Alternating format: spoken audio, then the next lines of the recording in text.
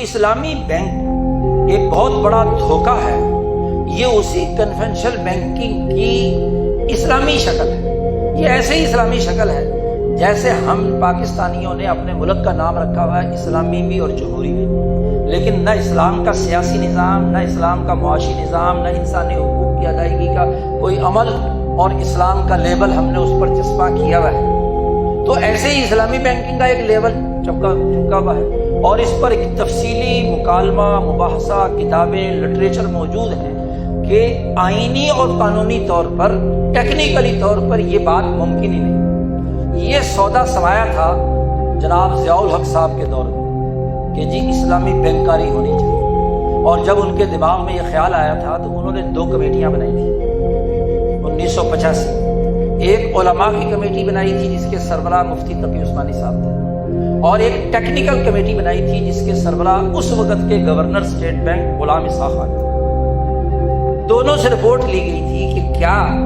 ہم اس موجودہ حالت میں جب ہمارا اسٹیٹ بینک قرضوں کے اس عالمی نظام سے جڑا ہوا ہے، ہم اپنے ملک کے اندر اسلامی بینکاری نافذ کر سکتے ہیں؟ غلام اسحاق خان کی کمیٹی میں تمام بینکار، تمام اکنامکس کے ماہر، پروفیسر، دانشور موجود تھے۔ ٹیکنیکلی طور پر انہوں نے اس پر غور و فکر کیا۔ اس رپورٹ کو پڑھ لیجیے، آج تو سب چیزیں آن لائن موجود ہیں، اس کا شروع کا آغازیہ ہے۔ غلام اسحاق خان نے لکھا تھا کہ اگر واقعی پاکستان میں آپ اسلامک اکنامک سسٹم لانا چاہتے ہیں تو ہمیں پورا سٹرکچر چینج کرنا پڑے۔ پروڈکشن آف ویلتھ سے لے کر کنزمپشن آف ویلتھ تک جتنے پروسیجر ہیں وہ دین کے کانسیپٹ پر لانے پڑیں گے، اور اس کے لیے ہمارے اسٹیٹ بینک کو ورلڈ بینک سے علیحدگی اختیار کرنی ہوگی، IMF سے علیحدگی اختیار کرنی ہوگی، اپنا معاشی اور اکنامک سسٹم ڈیولپ کرنا ہوگا۔ اگر یہ کرنے کی سکت ہے تو پھر تو آپ یہ بھاری پتھر اٹھائیں، ورنہ پورے اکنامک سسٹم میں جہاں پروڈکشن آف ویلتھ کیپٹلزم کی بنیاد پر ہے، ڈسٹریبیوشن اس کی بنیاد پر ہے، کنزمپشن اس کی بنیاد پر ہے، صرف تبادلہ دولت، اور تبادلہ دولت میں سے بھی صرف زر، اور زر کو کنٹرول کرنے والی اتھارٹی بینک کو اسلامی بنانا، یہ خلاف عقل ہے، یہ اکنامک سسٹم کے بالکل مخالف اور متصادم ہے، ایسا نہیں ہو سکتا۔ لیکن مولانا حضرات نے کمیٹی میں جو بات بیان کی کہ ہو تو نہیں سکتا لیکن کچھ تھوڑا سا جوڑ جگاڑ کر لیں، تو انہوں نے کہا ہو تو نہیں سکتا جب تک مکمل نظام نہ ہو، لیکن چلو جی ہم اسلام کی طرف سفر کرتے ہیں، اور سفر کرنے کے نام پر انہوں نے کچھ تجویزیں کی، ہیلے بنائے۔ یہ مرابحہ، مزاربت اور اجارہ، بیع معجل کے نام پر ہیلے بنا کر کہا کہ ہم اس کو کچھ نہ کچھ اسلامی بنانے کی کوشش کرتے ہیں۔ اور وہ رپورٹ جب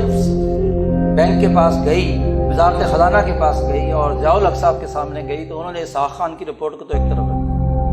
کیونکہ ہم نے اس وقت اسلام کھیلنا تھا۔ افغانستان کی لڑائی ہو رہی تھی، وہاں ہمیں ضرورت تھی امریکہ کے مقاصد کو پورا کرنے کے لیے روس کے مقابلے میں مسلمانوں کو استعمال کرنے کی، تو اسلام کا نعرہ لگانا تھا، اسلام کے معاشی نظام کی بات کرنی تھی۔ انہوں نے کہا کہ وہ جو سسٹم ہے جس میں ہیلے بنائے گئے ہیں اس کے مطابق سسٹم بناؤ، اور جب وہ سسٹم بن کر عملاً آیا بھی، ظاہر دونوں کا جوڑ کوئی نہیں بن رہا تھا، تو خود تقی عثمانی صاحب نے اس پر کڑی تنقید کی کہ یہ بات غلط ہے، لیکن اس کڑی تنقید کے باوجود آج تک وہ اس کی نمائندگی کر رہے ہیں۔ کس بنیاد پر؟ تو بات یہ ہے کہ اسلامی بینکنگ ہو یا کنونشنل بینکنگ ہو، دونوں کی دونوں دراصل اس عالمی قرضوں کی معیشت کے نظام کے ساتھ وابستہ ہیں۔ تو اسلام کے ساتھ تو کم از کم مذاق نہ کیا جائے۔ اگر ہم اتنی جرأت نہیں رکھتے کہ اپنا نظام اسلام کی اساس پر بنائیں، تو کم از کم اسلام سے مذاق کرنا تو چھوڑ دیں کہ اسلام کے نام پر ہم بینکنگ کی وجہ سے سادہ مسلمانوں کو بے وقوف بنائیں، اور کام وہی کریں جو روایتی بینکنگ کر رہے ہیں، کام وہی کریں قرضوں کو سود پر چڑھانے کا، اس کا نام بدل لیا جائے۔ نبی اکرم صلی اللہ علیہ وسلم نے فرمایا تھا کہ آخر زمانے میں ایسے لوگ ہوں گے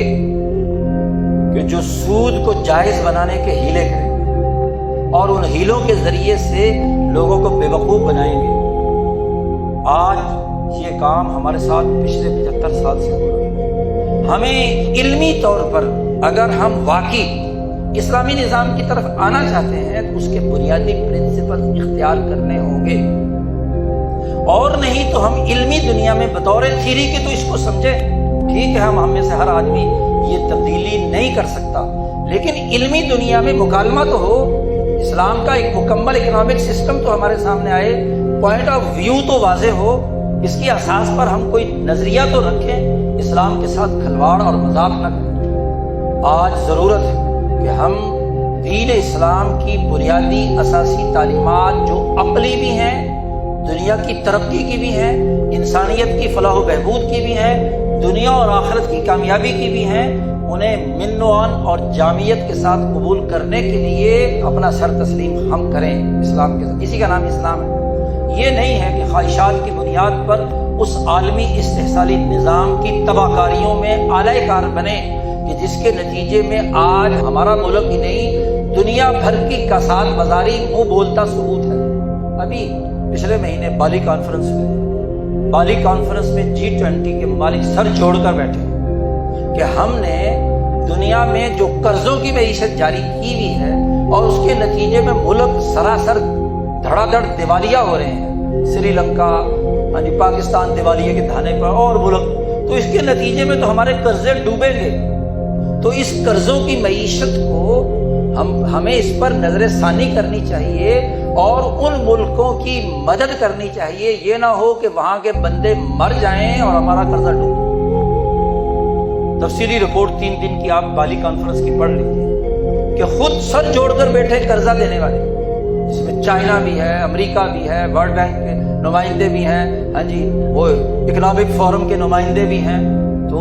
دنیا کے غریب ملکوں کو مقروض بنا کر ان کی معیشت پر کنٹرول کرنے پر قرضے دینے والے بھی پریشان ہیں کہ بندہ مر گیا تو وصول کہاں سے۔ تو آج سوچنے کی بات ہے کہ دین اسلام کا وہ آفاقی نظام جو انسان دوست ہے، انسانیت کی ترقی کا راستہ دکھاتا ہے، اس کو ہم عقلی اور منطقی بنیادوں پر ہم مسلمان خاص طور پر اور دنیا بھر کے انسان اس پر سوچیں، غور و فکر کریں، اپنے رویے بدلیں، اپنی اجتماعیت کو اور اپنے ملک اور قوم کو صحیح راستے پر گامزن کرنے کے لیے کردار ادا کریں۔ وآخر دعوانا ان الحمد للہ رب العالمین۔